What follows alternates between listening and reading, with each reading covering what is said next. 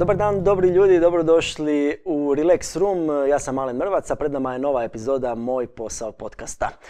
U filmskom klasiku, tamo negdje s početka nultih, 2000-ih godina, spletom sretno nesretnih okolnosti, ako se sjećate, Mel Gibson je tada dobio jednu super moć, možemo je tako nazvati.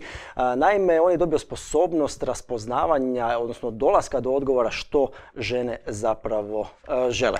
Ubrzo je požalio, zbog toga nisu mu se baš svidjeli odgovori, ubrzo je i poželio da izgubi tu nedavno stečenu super moć. Do kraja filma se to na kraju i dogodilo. Dobio je i djevojku iz svojih snova, kako to inače u romantičnim komedijama i bude. Zašto to pričam? Ne znam da li naš današnji gost posjeduje tu super moć, to ćemo ga pitati, ali je dobio odgovor, i to relativno nedavno, na podjednako intrigantno pitanje, barem kada je riječ o tržištu rada. Naime, proveo je istraživanje zajedno sa svojim kolegama o tome što developeri, odnosno IT stručnjaci žele od posla, odnosno od svojih poslodavaca. S nama je danas Dario Filković iz tvrtke Leapbeat. Dario, dobro nam došao. Hvala na pozivu. Odmah u glavu, jesi gledao što žene vole s Mel Gibson? Gledao sam film, ali slabo se sjećam. Meni je iz nekog razloga jedan od onih guilty pleasure filmova. Vjerojatno je to zbog Helen Hunt, koja mi se strašno sviđala u toj ranoj, plahoj dobi. U svakom slučaju je film koji volim pogledati. No, razlog zašto smo te danas pozvali nije zbog filmografije i tvog poznavanja filma, iako možemo o tome, ako je to nešto u čemu uživaš, već upravo zbog ovog ranije spomenutog istraživanja vezano uz developere. Naime, posljednjih, pa možemo reći nekoliko godina, za IT stručnjacima na tržištu rada vlada ogromna potražnja. Oni su svojevrsni jednorozi, posebna sorta zaposlenika koji mogu puno toga uvjetovati, kojih je jako malo i koji su strašno cijenjeni. Dakle, vi ste proveli jedno istraživanje u okviru kojeg ste doznali što oni žele. Pa za sam početak, je li ovo zlatno doba, zlatna era programera i developera? Općenito, ne samo u Hrvatskoj, nego u svijetu. Definitivno je. Uvijek smo rekli, onako pričamo stalno da je to nekakav kao balon, u jednom trenutku će se ispuhati, ali ne vidi se taj kraj. Znači, ko zna di mu je kraj? Znači, definitivno je zlatno doba i koliko će još trajati, niko ne može znati. To je nešto kao nekretninski balon, stalno pričamo, sad će cijene pasti, samo se još malo strpite, a svaki mjesec dana te cijene stanova idu i kuća u nebo. Slična stvar je stvarno i s tim programerima, pogotovo jer su oni tražena roba i na tom globalnom tržištu rada. Oni mogu iz Hrvatske raditi za različite i svjetske kompanije, nisu dakle usko vezani za samo domaće tržište rada. Pa ajmo mi o tom istraživanju. Dakle, proveli ste ga koncem prošle godine. Što ste otkrili, koliko ljudi je sudjelovalo? Pa dosta zanimljivo bilo istraživanje. Znači, uzorak je jako dobar, skoro 700 ljudi je sudjelovalo od populacije programera, što je vrlo dobar uzorak.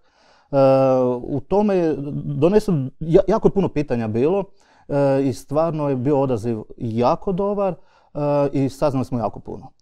Ono što je bilo uvijek u tome svemu, kad smo mi pričali, kad smo osnivali firmu i kad smo gledali, uvijek je bila ta nekakva rasprava šta je bitno programerima, da li je tu bitna samo ta plaća ili su neke beneficije, da li su to team buildingsi, svašta je u konceptu bilo, ali nekako je došlo do tog rezultata da u stvari taj nekakva financijska stabilnost je na prvom mjestu, definitivno, i da na tome u stvari svi moraju poraditi, poslodavci.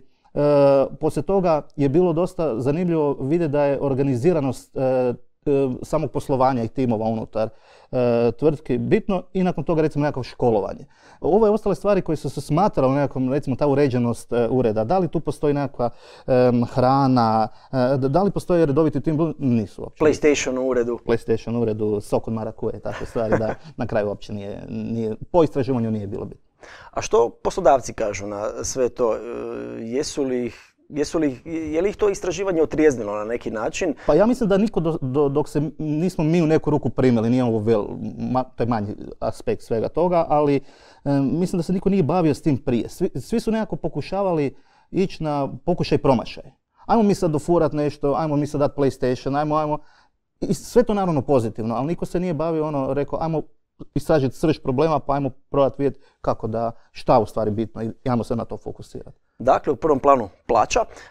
Sad, vjerojatno u nekom trenutku ta plaća prestane biti prioritet. O kakvim se tu iznosima kad je već većinom se svodi na to da recimo i juniorima je možda malo više taj dio učenja i organiziranosti bitniji, dok je seniorima plaća se svodi kao primarna stvar. Dok je i jednima i drugima je plaća prvo, ali više se gleda recimo taj postotak koliko mogu napredovati, naravno juniorima bitnije nego seniorom koji je već na nekakvom nivou gdje je dalje istupiti na napredovanje. Da li želi, da li u stvari može. Tako da, što se toga tiče, zanimljivo. Znači, zanimljivo je ti rezultati šta smo postigli sa njima, znači šta smo dobili. Hoćemo li o konkretnim iznosima ili je teško uopće to sad, pogotovo sad je inflacija, vjerojatno su ti iznosi sad malo i porasli. Da, ja mislim da čak, ono što sam baš, i pričali smo nedavno o tome, rekli smo da čak i naše istraživanje, recimo to je bilo prije 6 mjeseci, ja vjerujem da sad i zbog ove inflacije sve više ni ne vrijedi u neku ruku, to se dogodio taj nekakav, ali možemo reći da u ono vrijeme kad smo radili je nekakav, da je želja juniora bila oko 10 neto, seniori midovi su bili nekakvih želja, znači šta je tržište, šta je želja, nekakvih 18 s kojim bi bili zadovoljni, seniori su 20 i nešto iznad. Tako to su želje, a realnost koliko je ona ispod, pretpostavljam ispod da je onda ispod, tih znači juniori su bili oko 8, znači pričamo o neto iznosima, znači neto iznosima oko 8, midovi oko 12-13 i seniori 18 na više, po istraživanjima tako. Ali sad i vjerujem da i već se ovih 6 mjeseci to izmijenilo, osobito i zbog istraživanja i zbog ostalih stvari, inflacije i sve što se desi. Dakle, pretpostavljam da bi onda bilo izgodno da se to istraživanje možda jednom godišnje, jednom svaki 6 mjeseci definitivno i ponavlja. Da, definitivno. Ok, i sad ajmo pretpostaviti da ta plaća bude njihova zadovoljena, dobili su dakle iznos koji su tražili, što smo onda rekli? Onda je napredovanje, izazovnost, napredovanje, isto jedna velika stvar koja se promijenila i promijenila se velikim dijelom zbog korone, rad od kuće. Jako puno i velika većina u stvari želi i dalje to. Ljudi žele raditi od kuće i ne žele dolaziti u ured. Dapače čak mi u našoj firmi radimo na hibridnom načinu rada, znači 2 dana ured, 3 od kuće, ko želi može i sve raditi iz ureda naravno, jer mi smo imamo neke specifične zahtjeve koje moramo isporučiti i raditi na taj način, dok i tu smo recimo dosta nekakvih kandidata ne možemo ni primiti koji traže na razgovor za posao full remote work. I to je dosta problematično. Jer neke tvrtke to nude. Velika većina ih nudi i to je nešto što je dosta da teško i konkurirati. Znači ljudi ako jednostavno hoću full remote raditi, to je to.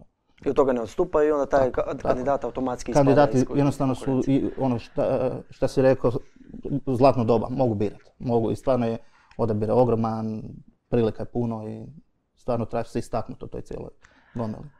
Prije nego što ste proveli istraživanje, izašli ste van s jednom interesantnom kampanjom koja je imala hashtag developerske tragedije, to je vjerojatno po uzoru na one hrvatske tragedije kojih stvarno ima mnoštvo. Koje su onda neke uobičajene developerske tragedije, s kakvim se problemima developeri, odnosno IT zajednica? Taj dio nije bio vezan za istraživanje, nego više smo uvijek nekakva interna šala u uredu između programera i sve. Ali time su vas ljudi zapazili. Ali to je bio u stvari nekakav kao intro pred kampanju. S tim smo napravili da podignemo da u stvari kampanja onda bude dobro uočena. A to je bilo svašta, tog PlayStationa, joj nemaju PlayStation uredu, nema tog soka, nema grickalica, svašta je to bilo tako. Vidio sam joj moram se javiti, moram pričati na telefon s klijentom. Da, moram pričati s klijentom, da. Ili još jedan team building. Da. 6. Headhunter danas i tome slično. Da, niz je tih stereotipova, pretpostavki, predrasuda, kako ih već želimo nazvati. Zanima me koliko ima istine u njima. Jedan od njih je baš taj vezano uz društvenost programera. Naravno da ne treba generalizirati, svi smo mi različiti, ima nas svakakvih u svakoj profesiji. Međutim, je li to nešto izraženije u IT industriji? Ja mislim da uopće to tako ne treba gledati. Prvo, uvijek se vodi nekim individualnim pristupom prema čovjeku. Ljudi su različiti i tako je u tome.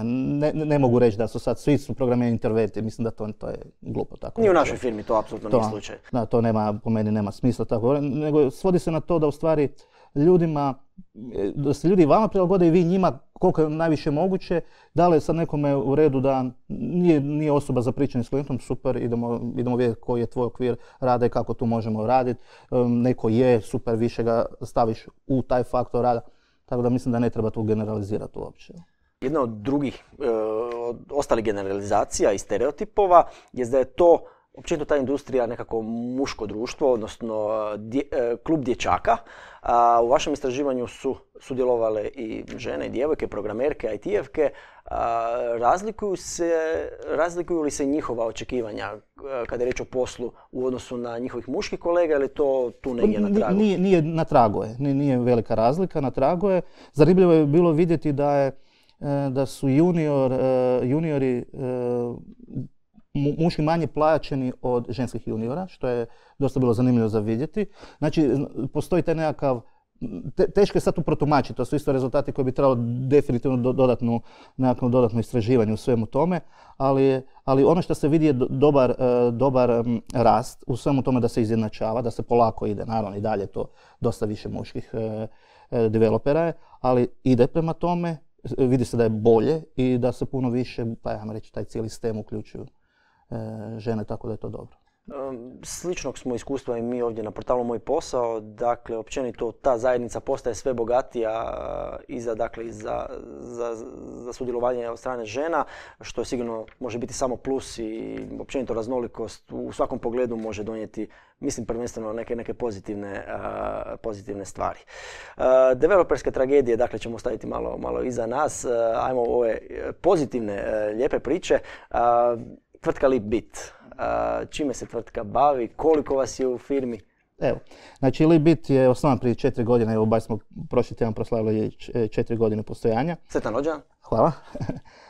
Bavimo se, mi smo, ajmo reći, ekipa koja je osnovala, nas 4 suvlasnika, smo izašli iz, ajmo reći, sports betting tvrtke, koja je radila samo za jednu tvrtku software i mi smo tu nekako rekli pa krajnje vrijeme da nekako probamo ići i biti poduzetni. Ajmo biti poduzetnici, ajmo otvoriti firmu, ajmo mi vidjeti jel možemo i razvijati za druge i krenuti da nešto vidimo da možemo nešto više postići. I dosta se to dobro pokrenulo, u 4 godine sad nas je 25 zaposlenih. Imamo 3 veća klijenta, stvarno je smjer u kojem ide, cijeli taj biznis smjer u kojem ide je vrhunski, stvarno se puno toga izdešavalo na tržištu, tako da je dosta zanimljivo, jako je zanimljivo. Isto sam software koji razvijamo, znači mi pružamo kompletno rješenje za neku betting tvrtku, znači koja želi otvoriti negdje operaciju za sportsko klađenje, mi nudimo kompletno informatičko rješenje koje to može pokriti od online-a, znači klađenje online, da su to na mobilnim uređajima, desktop tabletima, do retail, to mi zovemo retail solutionom, gdje se klađenje u poslovnicama, na onim self-service betting terminalima, po kafićima i tako. Znači nudimo kompletnu soluciju za to. 25 zaposlenih, kakav je to profil djelatnika? U razgovoru uoči ovog kojeg smo krenuli snimati si mi spomenuo da ste vas 4 suosnivača firme, svatko je zadužen za neki svoj dio, surađujete dobro, ali zapravo se ne miješate previše jedan drugome, stručnjaci se svako u svom području. Pa kako je to posloženo? Zanimljivo da smo svi iz tehničke struke, znači svi smo iz tehničke struke, ali opet i tu su ti nekakvi detalji koji presuđuju, neko je više na tehničku stranu, neko je više na organizacijsku stranu, pa tako smo se podijelili. Neko više u razgovoru s klijentima, neko više u organizaciji samog poslovanja klijenta, neko u tehnologiji i u razvoju i tako smo se u tom smjeru i podijelili. Tvoja uloga je CTO, meni sve te kratice su ovako dosta nejasne. Možeš li meni, a onda samim time i gledateljima objasniti što zapravo CTO radi? Da, Chief Technology Officer, znači CTO organizira u stvari, možda se to krivo misli da je on glavni nad cijelom to tehnologijom i svemu, ali u stvari je osoba koja radi nekakve guideline, smjernice tehnološkog razvoja tvrtke. Znači, u našem smislu to je bitno na način da ta platforma koju mi razvijamo, CTO organizira i radi tu smjernice. Dalje je tu na ljudima ispod koji će reći ok, kako će se organizirati svoj timovi, sve tu se uvijek daje dosta slobode, ali nekakve common guidelines moraju biti i to je CTO drži to. CTO to radi, imate CEO-a, imate, kažeš, još 20 kolega, kakav je to profil radnika? Pa većinom su developeri, znači idemo u tom smjeru da većinu developeri, imamo oko 12 developera, na to je još 3 DevOps inženjera koji se isto mogu smatrati uredno developerima i ostatak je šta moramo imati HR, jer već tu nas je 25, trebamo ljudi da malo to handlaju, imamo office management u svemu tome, Tako da marketing, evo, i krenuli smo u tom smjeru, moramo biti nekakvu vidljivost, dić firme i svega, pa evo. Znači ima još dosta tih popratnih. Ovaj put si ti istupio ispred marketinga, općenito kao lice firme. Rekao si mi malo prije uoči razgovora neki cilj iznad kojeg ne biste zapravo niti htjeli ići jer smatraš da je možda kontraproduktivno, 50-ak zaposlenih, savršena brojka okrugla, a zašto baš 50? Mi nismo agencija, mi ne razvijamo softver za stalno nešto novo i za različite firme. Znači mi imamo svoj proizvod, zovemo ga Flex platforma. To je proizvod kojeg mi razvijamo in-house, on je naš proizvod. Sa svim našim klijentima idemo na revenue share, znači ne prodajemo to kao softversko rješenje, nego ulazimo u partnerske odnose sa klijentima.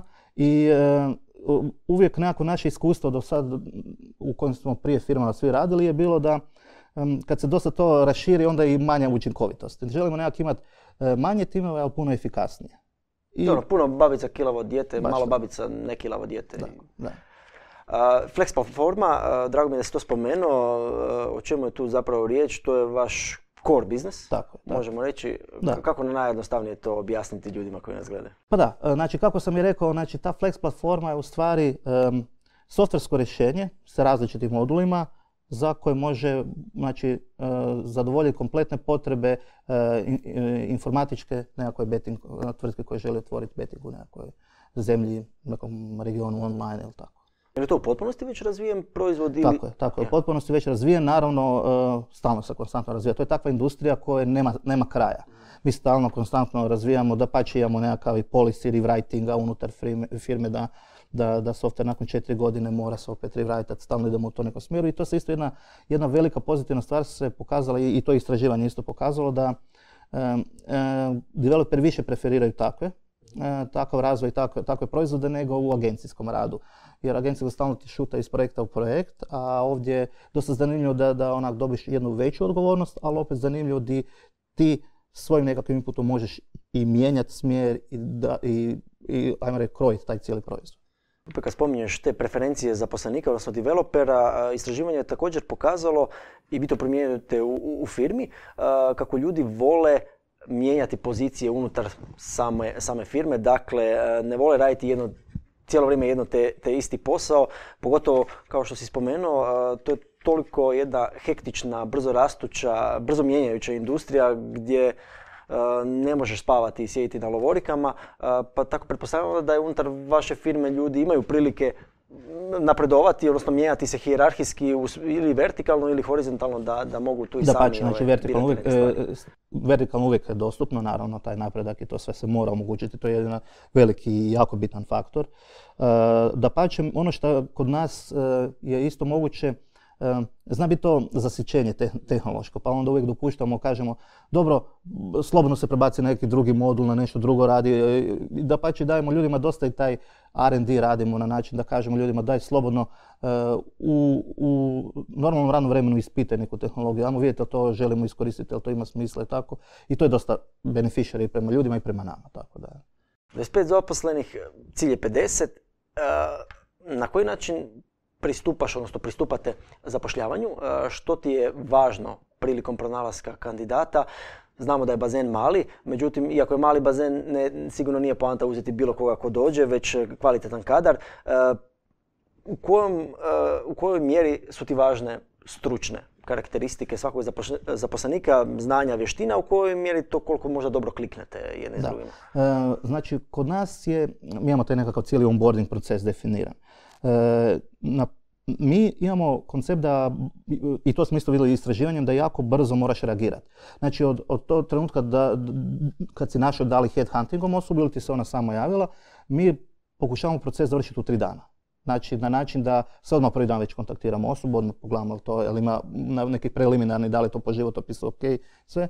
Nakon toga osoba dobiva osnovne neke testove koje rješava i tu vidimo nekakvu osnovu znanja i već 3. dan zovemo na razgovor. I nakon toga je uvijek koncept da dajemo probni rok od 6 mjeseci. U tom probnom roku se vidi u stvari da li kliknemo. Znači nije uvijek, može biti faktor gdje stvarno može biti neko vrhunski stručan i sve, ali ako ne klikne u tim, nije to, ne možemo mi sad cijeli tim maknuti zbog ako neko nije kliknuo, to je tako. Ne, pa jasno, uvijek je lakše maknuti tu jednu osobu i njemu i faktora različitih koji utječu na... I vjerojatno i tom pojedincu, naravno, ili pojedinki, draže otići i promijeniti radnu okolinu i naći neko svoje mjesto pod suncem. U IT industriji, to je, čini mi se, također istraživanje pokazalo, taj word of mouth, odnosno preporuke, imidž poslodavca je danas posebno na cijeni. Ima jako puno uspješnih kompanija i neka ih je. I naravno, baš s obzirom što smo spomenuli da kandidata i nije previše, sam taj imidž i to pričali se o vama je jako važan i upravo zbog toga i te developerske tragedije su bile jedan kotačić, jedan dio tog mehanizma da se malo proširi vijest o vama. Da, jer u stvari mi, što se tiče klijenata, mi nemamo tu problema. Znači, mi nemamo problema sa nalaženjem posla, mi imamo problem sa nalaženjem developera. I stvari, baš, kako si rekao, mi smo s tom kampanjom i sa tim istraživanjem u stvari htjeli, jedan faktor bio da nađemo, da nekada dođemo do tih nekih informacija, ali definitivno isto je velika važnost bila da dignemo taj visibility limita. Jer naravno, kad dođete kao nekakva nova firma na hrvatsko tržište, jako je puno dobrih firmi, dobrih programera i morate se nekako istaknuti u stvari da dobijete ljude, da ih možete dobiti. Spomenuo si puno je dobrih programera. Kako mi kotiramo u odnosu na europsku svjetsku konkurenciju? Jesmo li tu al pari? Ja mislim da jesmo definitivno, da. Znači, u nekim drugim područjima znamo, volimo reći, imamo možda i negativno mišljenje o sami na sebi, ali dakle, programeri nas tu drže na nivou. Dapače, mislim, vidi se jako puno i već i američkih firmi otvara ovdje da zaposli Hrvate, tako da definitivno samo tržište to pokazuje. Super, drago mi je doista to čuti. Hoćemo malo o tvom karijernom putu. Kako si krenuo? Negdje sam pročitao da te u taj svijet IT-a, da ste privukle video igre, što mi ima smisla, ali i zrakoplovstvo. I opet kažem, video igre apsolutno povezujem s tim cijelim područjem, ali otkud zrakoplovstvo? Od uvijek sam, nekako zrakoplovstvo mi stvarno bio primarna nekakva zanimacija. I srednju zrakoplovnu školu i prometni fakultet, smjer zračni promet sam završio, tako da tu sam sve nekako gledao cijelo vrijeme to, ali kroz to je uvijek bilo, hobi je bilo programiranje. Dapače, recimo diplomski rad mi je bio nekakav računalni program za optimizaciju nekakvih procesa na aerodromu i tako da uvijek je to bilo sporedno, ali nekako kad sam već pred kraj fakulteta i to, kad sam vidio u stvari da je teže u zrakoplovstvu nešto postići, a ovo je stvarno bila grana koja je puno rasla, to je nekako uzela primarnost. I tako da na kraju sam najviše tu završio jako malo, u zadnje vrijeme išta i oko zrakoplovstva i radim. Bio sam neko vrijeme i u aeroklubu, letio s sidrilicama i to sve isto previše ovdje posla, tako da to se sve moralo malo staviti sa strane. Došla je obitelj i dijete i tako, pa onda... Pričali smo na početku o Mel Gibson filmovi, Top Gun je utjecao na neki način? Ništa. Na mene bi to ostavilo neki utjecaj sigurno, taj filmski svijet. A neki drugi hobi? Sviranje, jako puno sviranje. Koji instrument? Završio sam glazbenu za violinu. Tako da i vodio sam dosta, učio sam i djecu i vodio orkestre tamburaške. Pa evo, tu ima dosta i na YouTube imamo. Da smo znali, pitali bi te da doneseš violinu, pa da možda neki... Da, definitivno. A gdje si počeo karijeru? Možda neki ne znaju, možda znaju. Ako su bili na tvom profilu na društvenim mrežama, općenito možda i znaju. I ovdje si proveo dio svog radnog vijeka. To je tamo negdje 2007. 2008. Mislim da tako nešto je bilo. 2006. čak, mislim tako nešto, da. Da, dok je bio razvoj centar nekretnina, kupi prodaj i 4 kotača, tu sam radio prvo kao web administrator i poslije toga kao programer, da. Kako ti je bilo kod nas? Dobro, je. Pa naravno. Meni je to puno značilo jer to je bilo dobro mentorstvo. Znači, kao nekako, tad sam bio junior, znači, iz jednog web administratora u programera, ne znaš ništa praktički, pa i to jako puno sam tu ulovio i naučio. I na ovu pozitivnu kritiku te nismo natjerali, nego stvarno iskreno. A nakon moj posao, gdje si sve bio?